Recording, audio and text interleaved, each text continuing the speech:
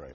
Holly Morris is learning some valuable lessons this morning. Probably some lessons that we all could benefit from. She is with etiquette expert. I'm going to let you tell me Miss Chen's first name, learning all about proper manners. Holly, good morning.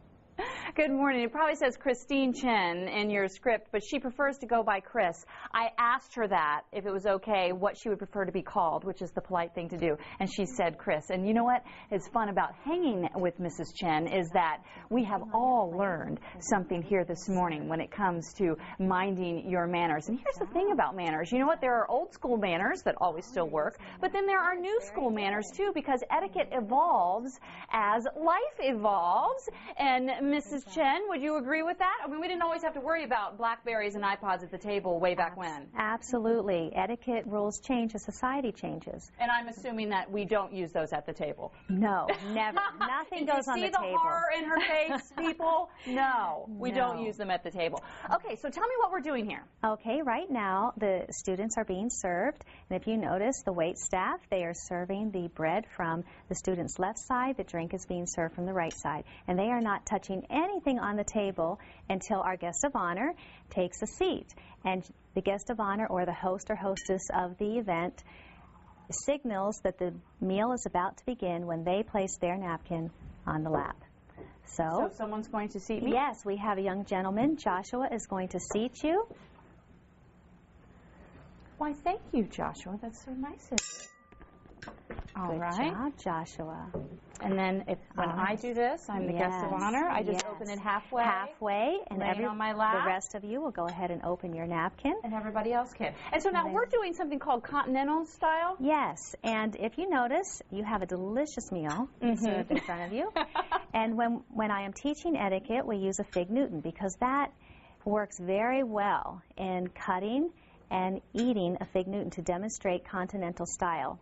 You also have bread on the bread plate, and there are a few of you have a butter knife on your bread plate, and you will be demonstrating how to eat bread and butter correctly. So if you'd like to start doing that.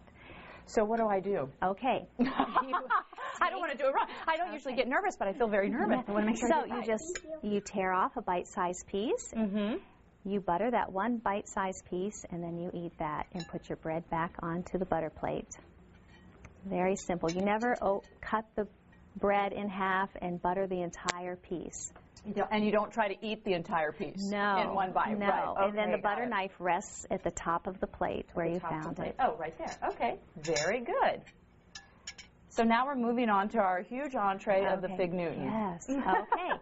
So as you notice, you have a salad fork and a dinner fork. We're going to pretend that we already had our salad, and we will go ahead and use our dinner fork, which is the larger fork. And you pick up the fork in your left hand, the knife in your right hand, and that's how the utensils stay during the entire meal for continental style. So go ahead and you put the tines of the fork into the fig Newton, cut behind it, and then eating continental style, you convey the food to your mouth with the tines of the fork down. Okay, we only have about 30 seconds. All right. We're going to make sure we get our toast in. Yes, well, we have a young lady that is going to present a toast. I want to present a toast to our guest, Miss Morris. Thank you for coming. Thank you for having me. And the tips for toasting? And the one that is being honored with a toast does not drink, but you can raise your glass. I don't want to be honored. No, I'm just kidding. No, go ahead. And the rest of you, go ahead and raise your glass. You can say cheers and take a sip of your drink. Aww. Wonderful. And let me just go on record that the kids here at Olney Adventist Prep are the most mannered kids I've ever seen all morning long, and that must go kudos a little bit to the principal. Thank you for having us. Thank you for coming. Obviously, you think it's important for the kids to have this in there. Yes, etiquette is important in our overall feelings of respect, and so the etiquette really leads to that respecting yourself and respecting others. Very good. MyFoxDC.com is our website. We have a link to Mrs. Chen's if you want to find out more, and don't forget, she does do etiquette classes for those that are a little more advanced age as well.